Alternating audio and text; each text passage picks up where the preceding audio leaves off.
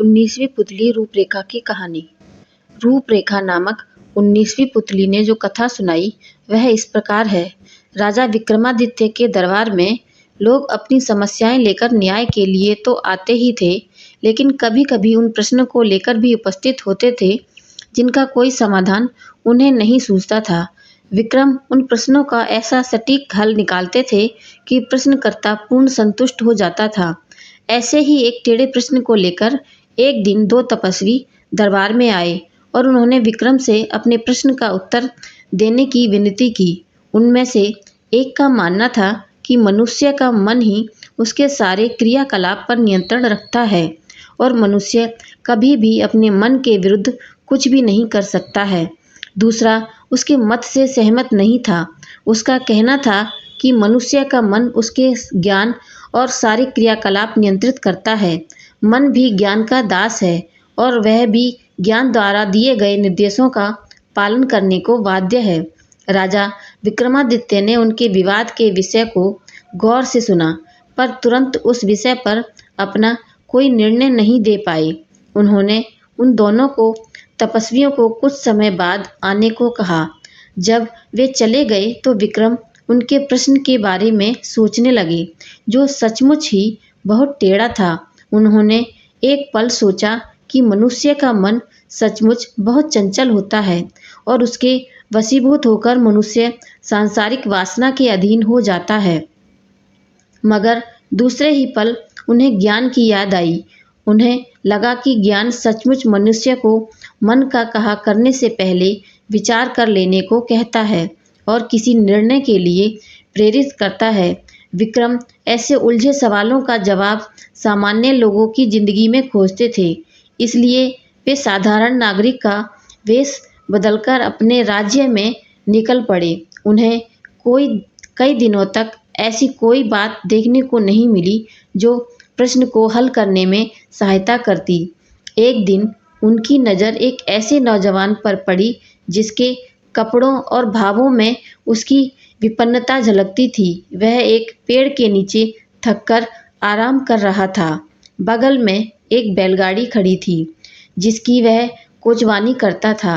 राजा ने उसके निकट जाकर देखा तो वे उसे एक झलक में ही पहचान गए और उनके अभिन्न मित्र सेठ गोपाल दास का छोटा बेटा था। सेठ गोपाल दास बहुत बड़े व्यापारी थे और उन्होंने व्यापार से बहुत धन कमाया था। उनके बेटे की यह दुर्दशा देखकर उनकी जिज्ञासा बढ़ गई। उसकी बदहाली का कारण जानने को उत्सुक हो गए। उन्होंने उससे पूछा कि उसकी यह दिशा कैसे हुई, जबकि मरते समय गोपाल दास ने अपना सारा धन और व्यापार अपने दोनों पुत्रों में समान रूप से बांट दिया था। एक के हिस्से का धन इतना था कि 2 पुश्तों तक आराम से जिंदगी गुजारी जा सकती थी।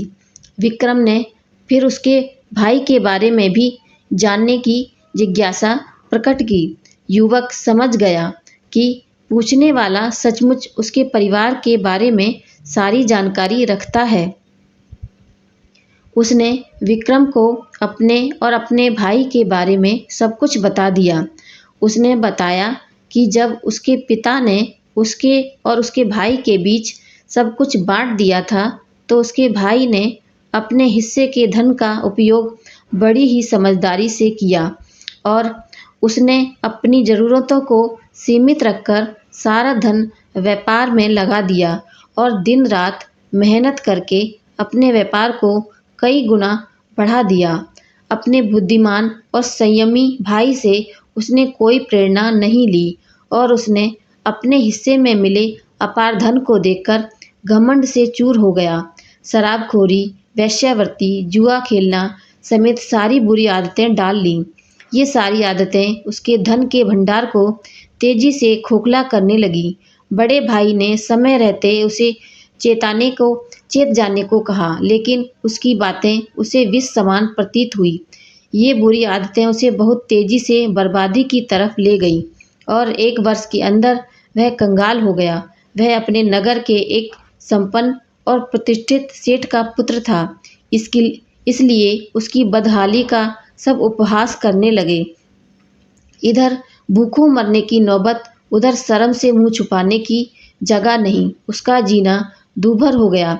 उसने अपने नगर में मजदूर की हैसियत से गुजारा करना उसे असंभव लगा, तो वहाँ से दूर चला आया। मेहनत मजदूरी करके अब अपना पेट भरता है तथा अपने भविष्य के लिए भी कुछ करने की सोचता है। धन जब उसके पास प्रचुर मात्रा में था, तो मन की चंचलता पर वह अंकुश नहीं लगा सका।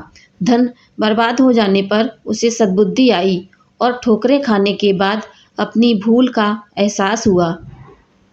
जब राजा ने पूछा, क्या वह धन आने पर फिर से मन का कहा करेगा, तो उसने कहा कि जमाने की ठोकरों ने उसे सच्चा ज्ञान दे दिया है, और जब उस ज्ञान के बल पर वह अपने मन को वश में रख सकता है। विक्रम ने तब जाकर उसे अपना असली परिचय दिया तथा उसे कई स्वर्ण मुद्राएं देकर होशियारी से व्यापार करने की सलाह दी।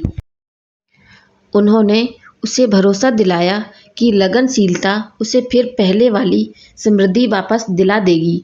उससे विदा लेकर वह अपने महल लौट आए, क्योंकि उनके पास उन तपस्वियों के विवाद का समाधान था। कुछ समय बाद उनके दरबार में वे दोनों तपस्वी समाधान की इच्छा के लिए हाजिर हुए। विक्रम ने उन्हें कहा कि मनुष्य का शरीर उसका मन बार बार नियंत्रण करने की चेष्टा करता है, पर ज्ञान के बल पर विवेकशील मनुष्य मन को अपने पर हावी नहीं होने देता। मन और ज्ञान में अन्योन्याश्रय संबंध है तथा दोनों का अपना अपना महत्व है। जो पूरी तरह अपने मन के वश में हो जाता है, उसका सर्वनाश अवश्यभावी है। मन अगर रथ है तो ज्ञान सारथी, बिना सारथी रथ अधूरा है। उन्होंने सेठ के पुत्र के साथ जो कुछ घटा था उन्हें विस्तार पूर्वक बताया, तो उनके मन में कोई संशय नहीं रहा। उन तपस्वियों ने उन्हें एक चमत्कारी खड़िया दिया, जिससे बनाई गई तस्वीरें रात में सजीव हो सकती थीं और उनका वार्तालाप भी सुना जा सकता था। विक्रम ने कुछ तस्वीरें बनाकर खड़िया की सत्यता जानने की कोशिश की, तो सचमुच खड़िया में वह गुण था। अब राजा तस्वीरें बना बनाकर अपना मन बहलाने लगे। अपनी रानियों की उन्हें बिल्कुल सुध नहीं रही। जब रानियां कई दिनों के बाद उनके पास आईं, तो राजा को खड़िया से चित्र बनाते हुए देखा। रानियों ने आकर उनका ध्यान बटाया, तो राजा को हंसी आ गई और उन्होंने कहा, वे भी मन के अधीन हो गए थे। अब उन्हें अपने कर्तव्य का ज्ञान हो चुका है।